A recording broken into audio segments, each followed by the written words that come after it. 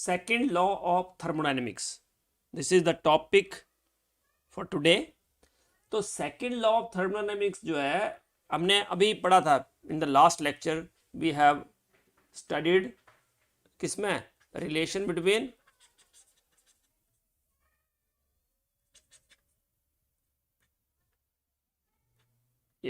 Relation between spontaneity and entropy. ठीक है, ये रिलेशन पढ़ा था ना हमने. तो ये जो कोरिलेशन है between these two terms, it has been put forward in terms of second law of thermodynamics. ठीक है, entropy or this is also called degree of randomness, है ना. So this law can be stated in a number of ways. तो first statement with regard to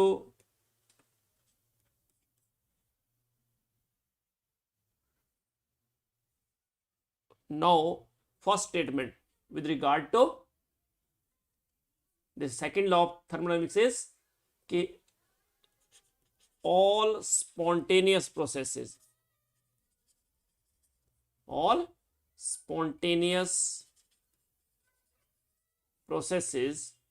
or we can say naturally occurring means which takes place by its own. Naturally occurring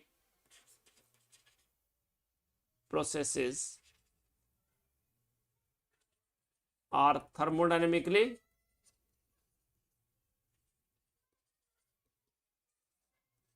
irreversible. Like natural processes, river flowing downhill, that's the natural process. But anybody say that the river is flowing uphill? That is not possible, right? So that is actually irreversible process. All spontaneous processes or naturally occurring processes are thermodynamically irreversible.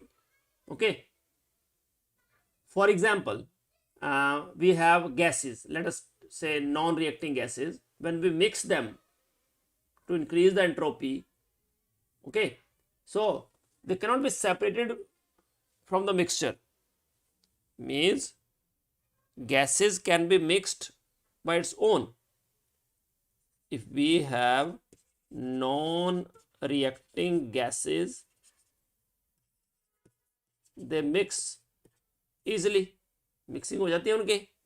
but उनको separate mixing जो है that is natural, that is irreversible, but to separate them it is a difficult task.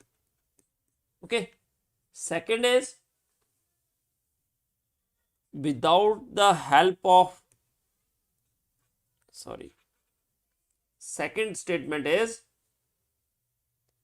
any natural process or spontaneous process cannot be reversed without the help of an external agency.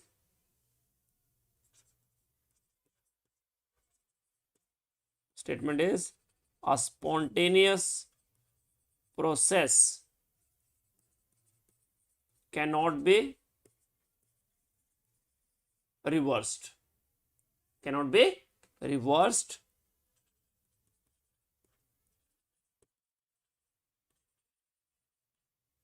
without the help of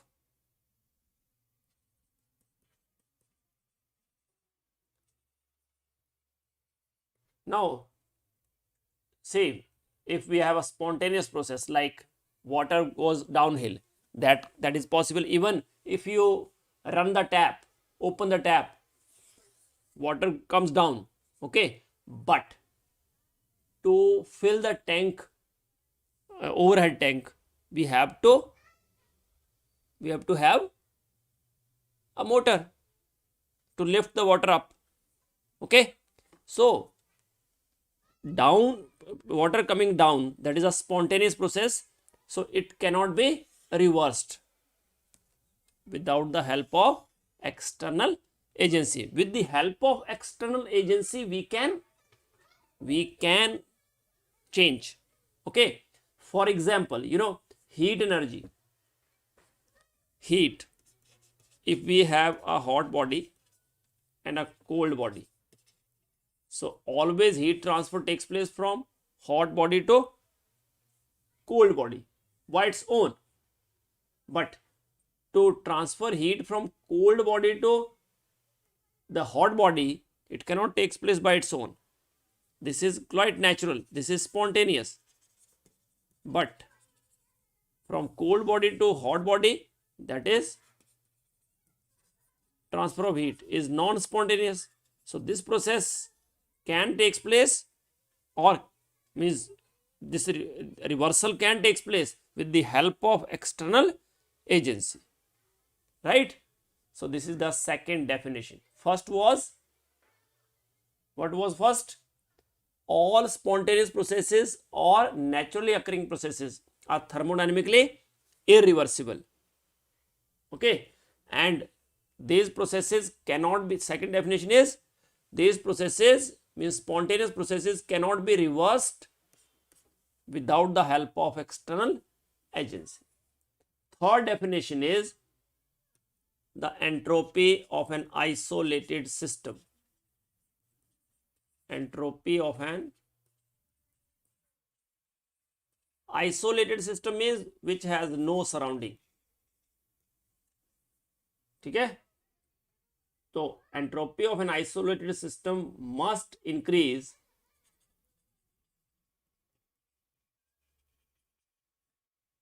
if it is to be spontaneous.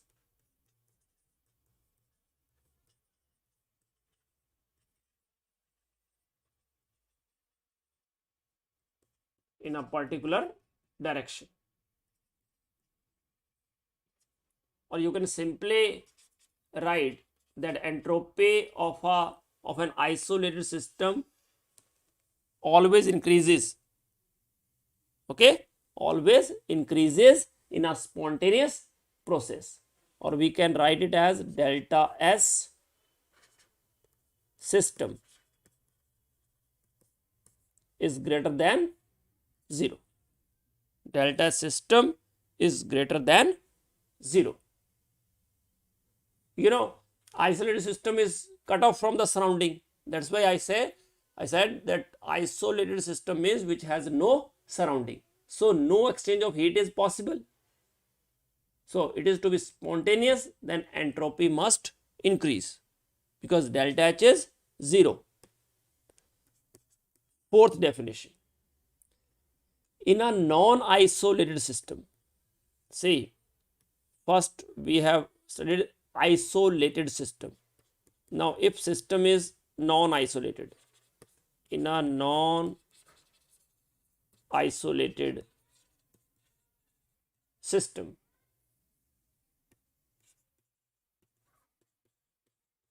the total entropy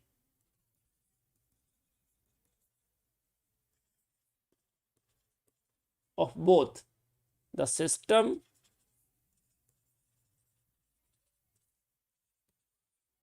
and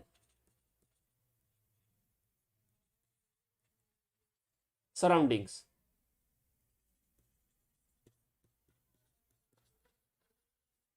must increase, or we can say must be positive. That means if system is non-isolated, then total entropy means delta S total means delta S system plus delta S surrounding, that must be greater than 0. That must be greater than 0. Okay, or fifth definition is, there are so many definitions but they are interrelated. You can easily guess that, say, total system plus surrounding makes the universe. So total entropy of the universe, and universe you know, that is total. Okay, must tend to increase in a spontaneous process. So these are 5 definitions. Okay, that is delta S universe. Delta S universe means that is delta S total, that is greater than 0, right? So see, first definition was that all the spontaneous processes are thermodynamically irreversible, and this spontaneous process cannot be reversed without the help of external agency, means with the help of external agency that can be reversed. Then in a isolated system, total entropy of the system is greater than 0 or positive, or tend to increase in an isolated system for a spontaneous change. And in a non-isolated system, total sum of entropy change of the system and surrounding, that is greater than 0, or total entropy of the universe is greater than 0. Okay, these are the definitions of second law of thermodynamics. Now let us define the first and second law combinedly. So combined statement of first and second law of thermodynamics. Yes, tell me, what is the combined definition? See, the first law of thermodynamics that tells us about the energy conservation.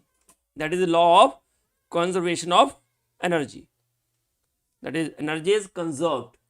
Okay, and second law, according to second law, the entropy that always increases in a spontaneous process.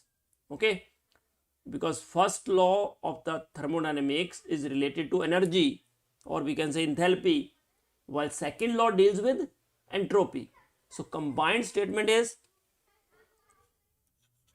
the entropy, the energy of the universe is conserved. That is first law.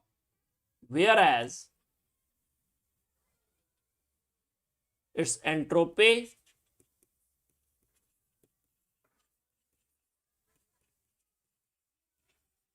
increases in a naturally occurring or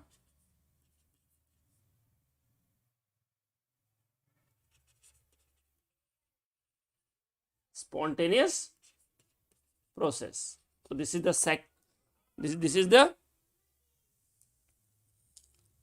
combined statement. Okay, this one, energy of the universe is conserved, that is related to first law, whereas its entropy increases in a naturally occurring or spontaneous process, that is second law.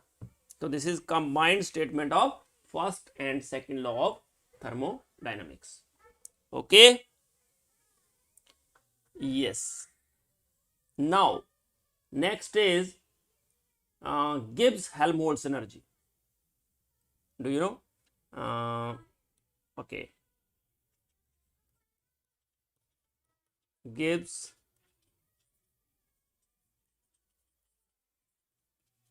Helmholtz equation. If question is derive this Gibbs Helmholtz equation, okay, then we will proceed like this. You know, that Gibbs, this the person Gibbs, okay, it is Gibbs, huh? Gibbs has introduced the term free energy. term free energy. Now, free energy, what is free energy actually? Free energy, it is related to the, it is used to predict the direction of spontaneity.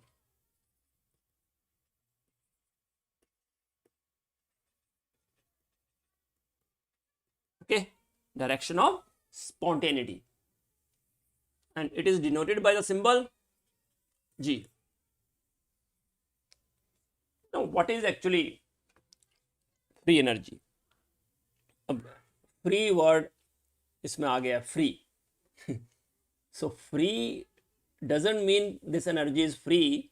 Free energy means that energy which is going to use for useful work. We can do useful work by that energy. Say, efficiency of engine, efficiency of thermal plant. So that efficiency is actually how much energy is used to produce that particular energy. Like thermal plant is used to produce electricity. So how much electricity is produced experimentally, okay, and theoretically, the difference, okay, one is useless work and other is useful work. So actually free energy, it is the amount of energy. See, definition is very important. What do you mean by free energy? The amount of energy which is available.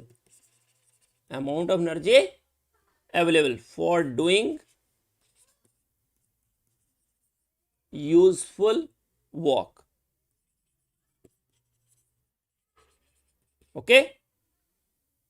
Under conditions of constant temperature and pressure.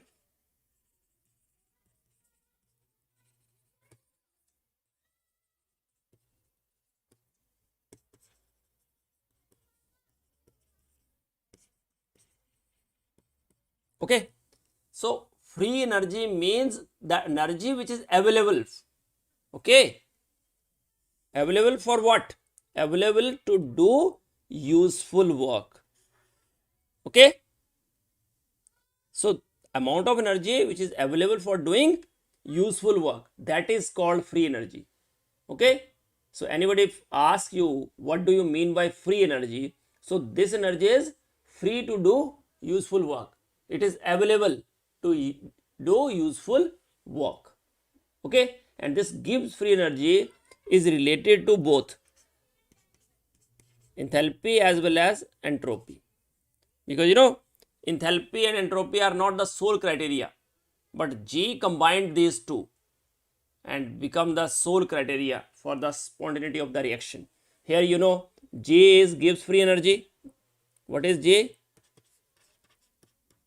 This is Gibbs free energy, and H is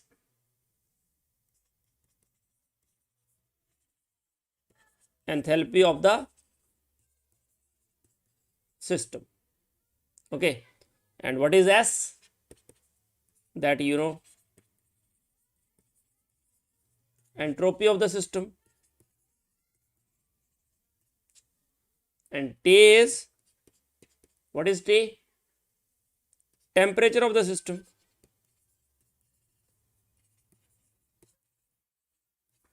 In Kelvin. Okay, temperature of the system in Kelvin. Okay, so free energy itself is not very useful. Say the free energy, actually this is the energy available to do for doing useful work, but free energy itself is not very useful. But change in free energy is more useful in predicting the direction. Delta G. So let us suppose a system in which its initial state is, let us say 1. Initial, we have a system whose initial state is 1. Okay, so for this, free energy is G1, enthalpy is H1, and entropy is S1 at temperature T. And final state, let us say it is 2. So free energy is G2, enthalpy is H2, S is S2. Both all are state function state functions. Okay, so now in state 1, G1 is equal to H1 minus TS1. This is at constant temperature, at temperature T. And state 2, for state 2, G2 equal to H2 minus TS2. So change in free energy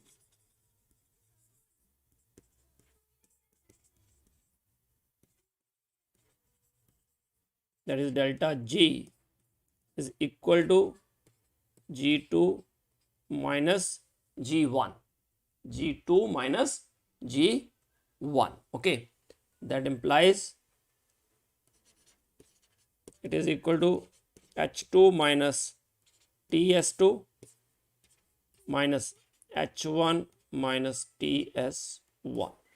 Okay, so H2 minus H1 minus T common, S2 minus S1.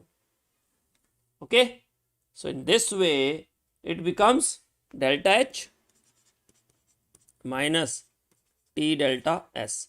So delta G is equal to delta H minus T delta S, and this relation is known as Gibbs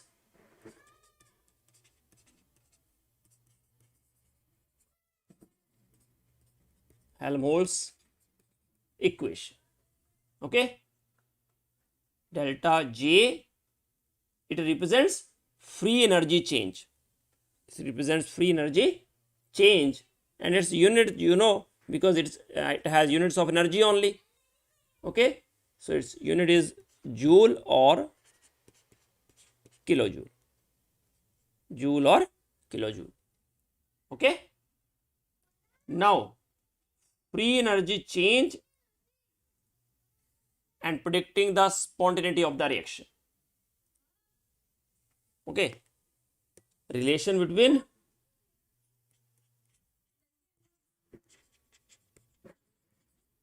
free energy change and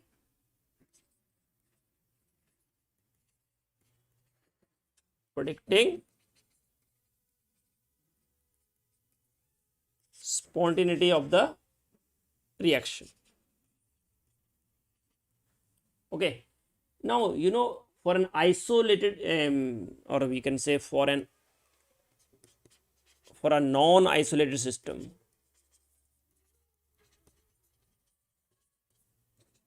what was the relation?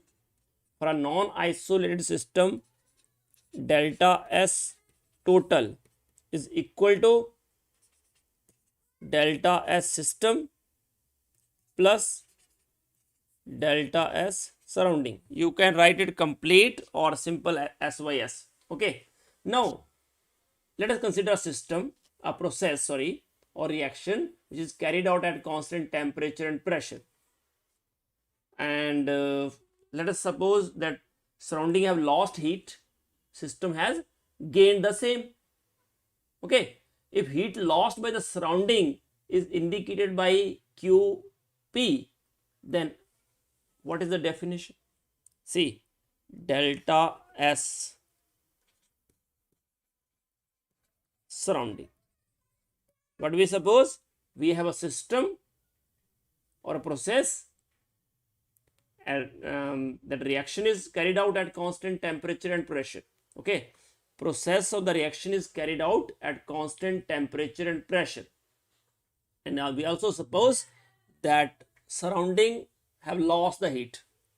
If surrounding have lost the heat, so obviously it is minus QP at constant temperature T.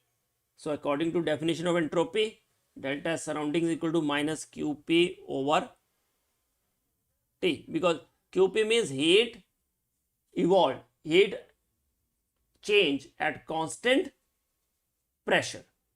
Now, heat change at constant pressure.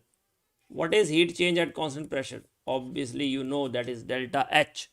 Heat absorbed or evolved at constant pressure is called change in enthalpy. Right? So, delta S surrounding becomes minus delta H over T. So, let us put this value. You know, delta S total is equal to delta S system plus delta S surrounding.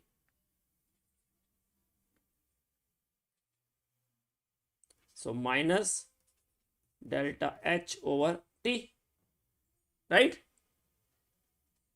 So, take LCM T or just multiply the whole equation by T. So, it becomes T delta S total is equal to, yes, T delta S system minus delta H, right? So, now this equation delta H minus T delta S, it is equal to minus T delta S total. And what is this delta H minus T delta S? Delta H minus T delta S, that is equal to delta G. This part is equal to delta G.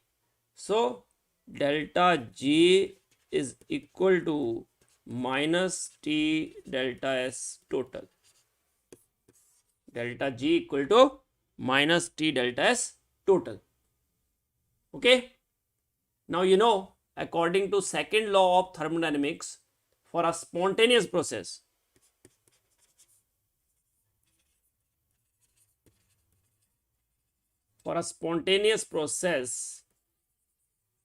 what is the value of delta S total? Yes. Tell me beta, what is delta S total for a spontaneous process according to second law of thermodynamics?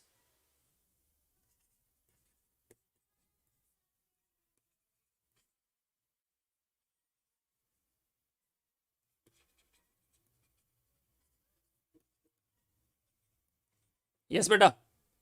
According to second law of thermodynamics, for a spontaneous process, what is delta S total?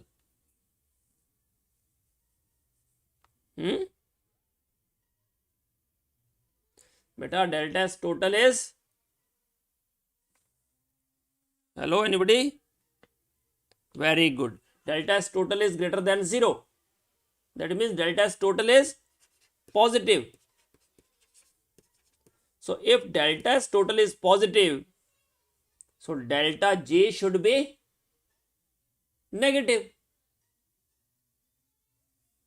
So, it means if delta,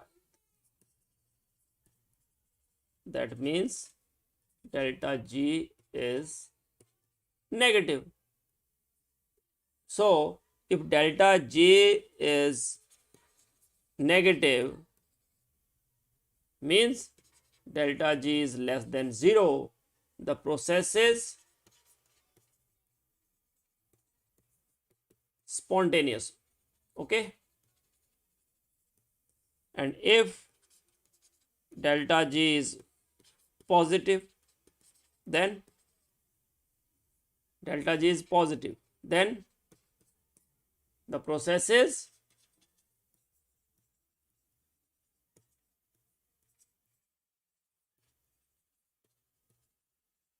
non-spontaneous. And third is, let us say if it is 0, then tell me. If delta G equal to 0, then yes, then the process is in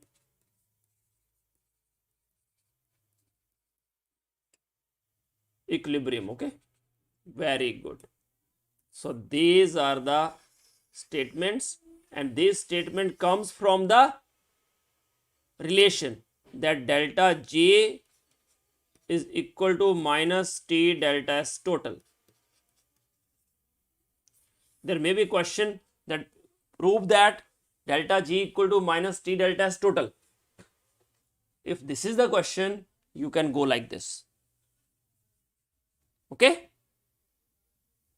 See, according to second law of thermodynamics, for a spontaneous process, delta S total is greater than 0. So delta G is less than 0 for a spontaneous process. Okay. And accordingly you can do. Okay. Now let us find out the conditions. See, this equation means Gibbs Helmholtz equation, that is very important, and we can find out the conditions under which delta G is negative. Delta G is negative, because if delta G is negative, the process or the reaction is feasible, spontaneous. Okay. So tell me, what are the factors which favor it? So first condition means we are finding out the conditions under which delta G is negative. So say if delta G is negative, if delta G is negative, and okay, I can make a whole table. Okay, so let us write it in table form. Okay, first is sine of delta H, sine of delta S,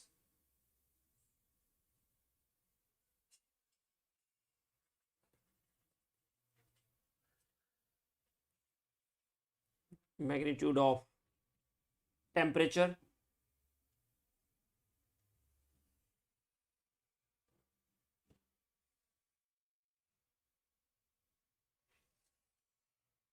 and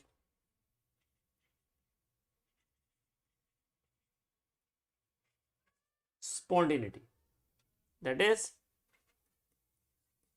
sine of delta G. Okay, first one, if delta H is negative and delta S is positive, then see, if delta H is negative and delta S is, yes beta,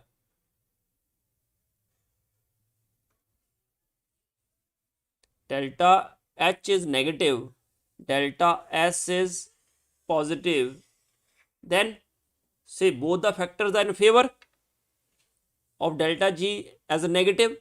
So temperature can be any, high or low, doesn't matter.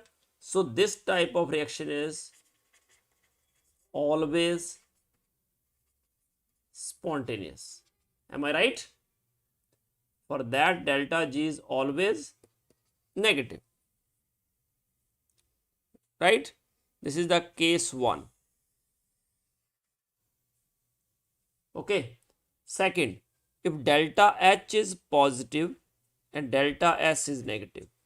So obviously delta H is positive, delta S is negative, negative, negative, positive. So delta G is always positive.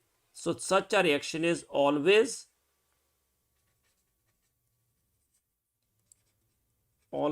non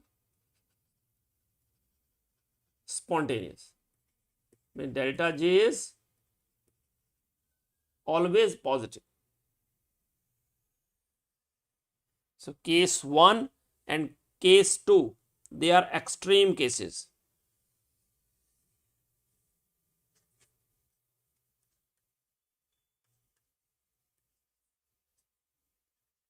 Now third one, let us take beta negative, because say delta H is negative, delta S is positive, and there is a negative sign before it, so it remains negative, it is negative, so both are negative, so it become negative. Okay, now if delta H is positive, delta S is negative. For example, let us say delta H is minus 3 kilojoule, delta S is plus 5 kilojoule, temperature is 300 Kelvin. Okay, means kilojoule per Kelvin. Got it now? Okay, no need of example, right? Okay, third case. Now delta H is positive. Okay, let us say negative, because delta H is in favor. Okay, and delta S is also negative. This is against. Delta H is negative, so this is in favor, but delta S is negative, this is against, because negative negative becomes positive. So if temperature is low, that means magnitude of delta H is greater than magnitude of T delta S. Okay, so that implies delta G remains negative, so reaction is spontaneous. Delta G, it means that exothermic reactions are spontaneous at low temperature. What if it is like this, negative negative, but temperature is high? If temperature is high, obviously magnitude of delta H is less than magnitude of T delta S. Now you know delta S is negative, so negative negative it become positive. Temperature is high, so positive value is more, negative value is less. So in this case it becomes non spontaneous. Delta G is positive. So combined statement of these two is that exothermic, because delta H negative means exothermic reactions. So exothermic reactions are spontaneous at low temperature, or we can say exothermic reactions which are non-spontaneous at high temperature may become spontaneous at low temperature. Can I write? Exothermic reactions which are non-spontaneous at high temperature may become spontaneous at low temperature, right?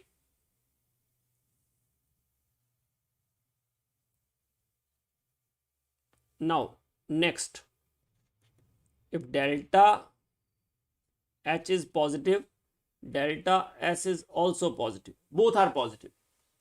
Now say delta H part is against and delta S part is in favor. So at low temperature, at low temperature again magnitude of delta H is less than T delta S. So obviously delta G equal to delta H minus T delta S. T delta S part is positive, so it overall become negative. This is positive. Okay, so this is positive and this part becomes negative because there is a negative sign before this. Okay, so and this part is large at low temperature, sorry. So at temperature is low, it is like this. So delta G is positive. That means it becomes non-spontaneous. Delta G is positive. Delta G is positive. Now, same case, but temperature is high. If temperature is high, obviously T delta S part is more than delta H part. So overall, delta G is negative. Okay, any doubt up to this? Yes, if you have any doubt, please do ask, because it is simple mathematics. So that means endothermic reactions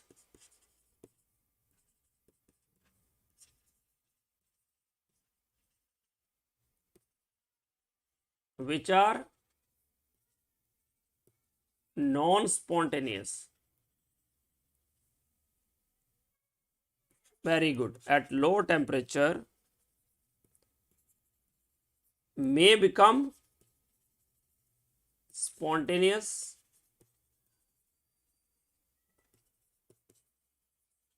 at high temperature. Okay, great, beta, great. If you have no doubt, then it's a good sign. You have understood everything. Good. So exothermic reactions are favorable at low temperature, and endothermic reaction, exothermic reactions are favorable at low temperature, and endothermic reactions are favorable at a high temperature. Endothermic at high temperature, exothermic at a low temperature. Okay. Now I will send the whole exercise to you. You will try to complete it by tomorrow. Before that, let us have one more part, that is, what is delta G? Delta G is equal to minus delta G, that is equal to useful work, because you know free energy is the energy available for doing useful work, right? Okay, so this is the physical significance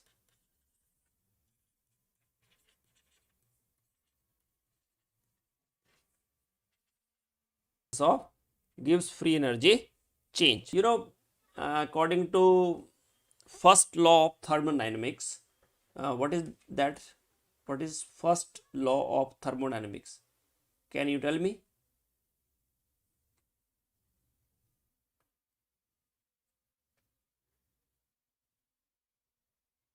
Yes, beta. You know, delta U is equal to Q, okay, plus W. But if work is done by the system, so it becomes Q minus W. Here Q is heat absorbed by the system,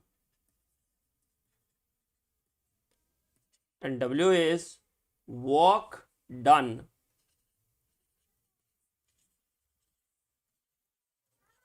by the system. So I have put negative sign. Okay, and delta U is change in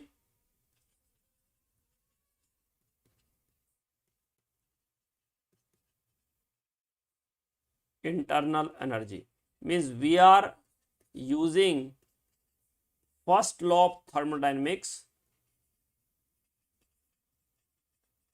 in order to understand the physical significance of free energy change. Okay.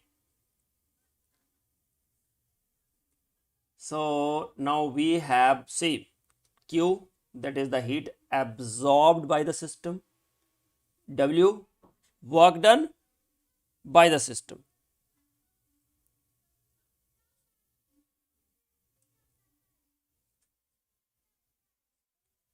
Q equal to delta U minus W. Beta, why is it so? See, I know you are looking at the picture like this. Delta U equal to Q plus W, okay, and Q equal to delta U minus W. You are absolutely right.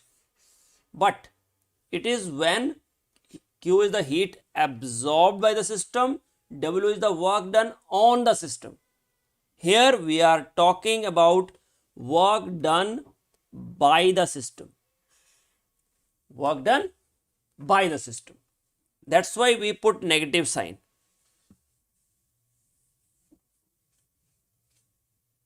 Okay, Siddharth, don't worry. You can watch it afterwards. Okay. So now work includes two types of works. W includes two types of works. First is expansion work, that is pressure volume work, okay, plus second is non-expansion work, and this non-expansion work is actually useful work, okay. This is non-expansion work is useful work, okay. Non-expansion work is also known as useful work, okay Siddharth, it's okay. So now Q, according to relation, I think Saloni, you have understood. So according to first, Q equal to delta U plus W. So that implies Q is equal to delta U plus expansion work plus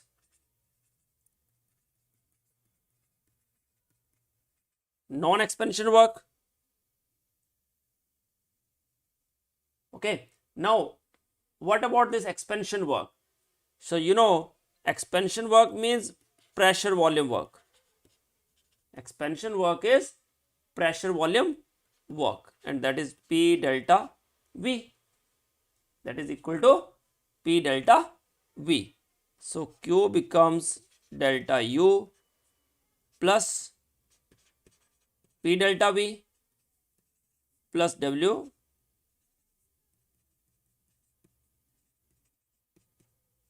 non-expansion. So delta U plus P delta V is delta H, that you know. So Q become equal to delta H plus W non-expansion. Delta H plus W non-expansion, or we can say W useful. Okay. So now, for a reversible change,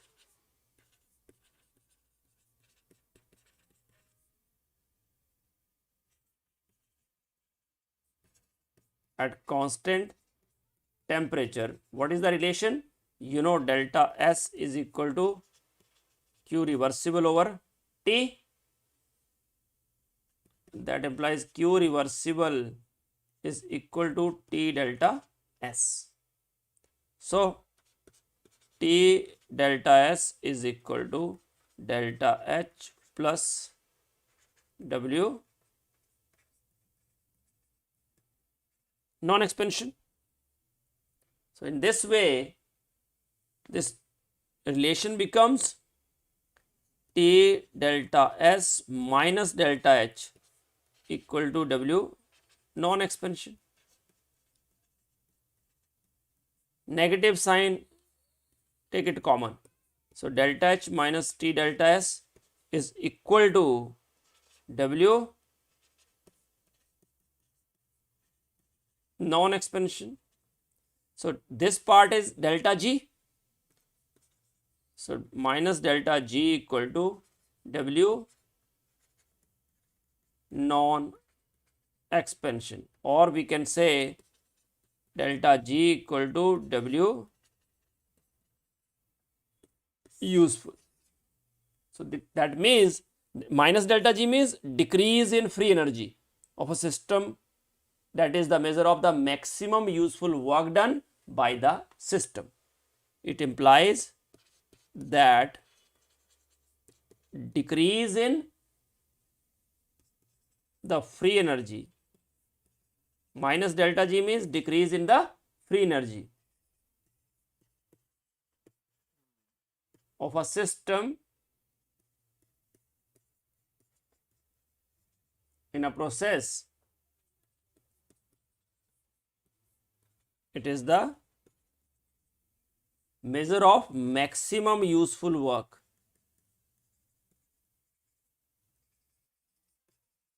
Maximum useful work done by the system.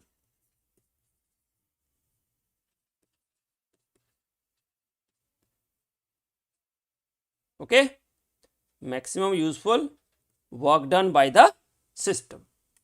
Okay, that's it. And for example, in an electrochemical cell, what is the useful work? That is the electrical work. Useful work in case of electrochemical cell, that is the electrical work, because electricity is produced in that case. Okay, so if E is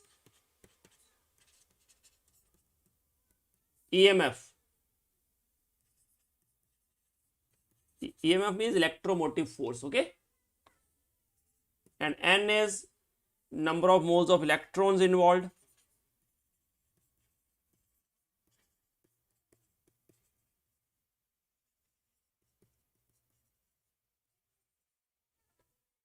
and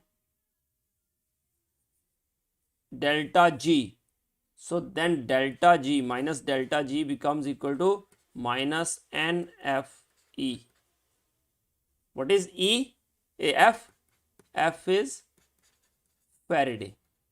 Faraday means it is a charge on 1 mole of electrons. Charge in coulombs, okay, for 1 mole. So for a standard state, delta G naught becomes equal to minus NFE naught cell. Standard EMF of the cell. E naught cell means this is actually E naught cell, E cell, okay.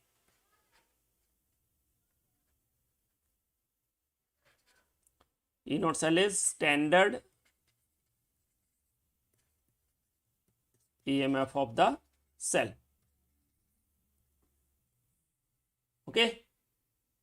Standard conditions, you know, temperature 298 Kelvin, at temperature 298 Kelvin and 1 atmosphere pressure. That is called standard conditions in thermodynamics.